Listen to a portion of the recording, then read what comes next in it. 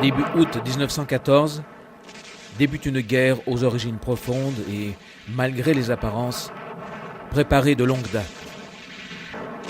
L'Autriche-Hongrie et l'Allemagne d'un côté, la France, la Russie et le Royaume-Uni de l'autre, enclenchent un conflit qui va faire basculer l'Europe au prix de terribles souffrances dans une nouvelle phase de son histoire.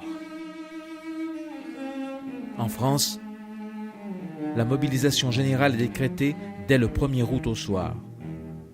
Elle est effective à partir du 2 août.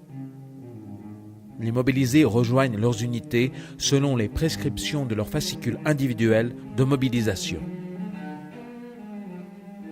Durant toute la durée de la guerre, 108 hommes seront mobilisés à Saint-Étienne-la-Varenne. Rappelés à l'activité, ils doivent rejoindre leur régiment. Ils descendent le grappillon du bourg jusqu'à la gare du Fourques pour prendre le Taco.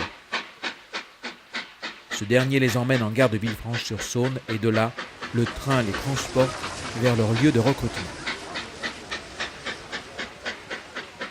Alors que les habitants d'un village français de ce début de siècle ne s'éloignent pas de leur lieu de naissance de plus de 15 km en moyenne, beaucoup, au cours de ces années de guerre, vont périr à plusieurs centaines de kilomètres de leur foyer. Cet éloignement rajoute à la douleur. Dans le mois d'août de la première année de guerre, 6 combattants de la commune perdent la vie dans le Haut-Rhin ou dans le territoire de Belfort, et 5 autres avant la fin de l'année, dans les Vosges, dans l'Aisne, dans la Meuse, dans le tristement célèbre secteur de Saint-Mihiel. En 1915, nous avons perdu 6 hommes de la commune, à Belfort et en Alsace. En 1916, l'année de Verdun, 7 hommes sont morts, principalement dans la Meuse. 3 d'entre eux périssent dans l'offensive de la Somme. 2 décès en 1917, comme un répit, dans le secteur de Craonne et dans la Meuse. Puis 10 hommes en 1918, dans l'Aisne, dans la Marne, jusqu'en Belgique et en Albanie. L'armistice ne met pas fin à l'hécatombe, puisque 2 décès sont encore décomptés, imputables à la guerre. Guerre longue, d'une violence inouïe. 8,5 millions de morts, dont près de 1 400 000 Français. 38 habitants de Saint-Étienne sont morts pour une commune de moins de 7 km². Dans chaque hameau, c'est jusqu'à 3 jeunes hommes qui disparaissent. Restent, à côté des morts, tous les mutilés, ceux qui ont été prisonniers et qui rentreront après des captivités éprouvantes dans la Sarre, à Ulm ou Erfurt.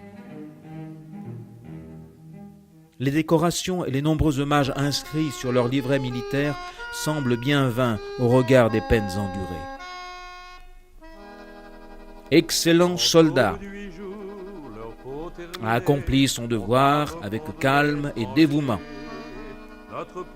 a fait preuve d'allant et de sang-froid, technicien remarquable et d'une bravoure exceptionnelle, d'un dévouement absolu, 7 citations, Légion d'honneur.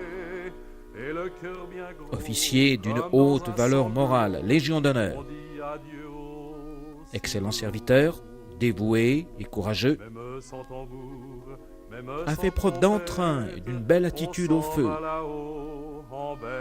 Excellent caporal, canonnier d'une énergie à toute épreuve, soldat courageux et dévoué, soldat très courageux, d'un dévouement absolu et d'un sang-froid admirable. S'est brillamment fait remarquer par son courage et son audace, mort au feu.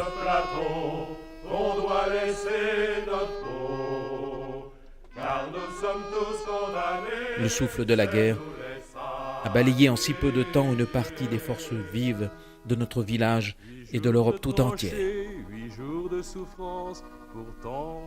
Et dans notre commune comme ailleurs, vient se dresser le monument aux morts.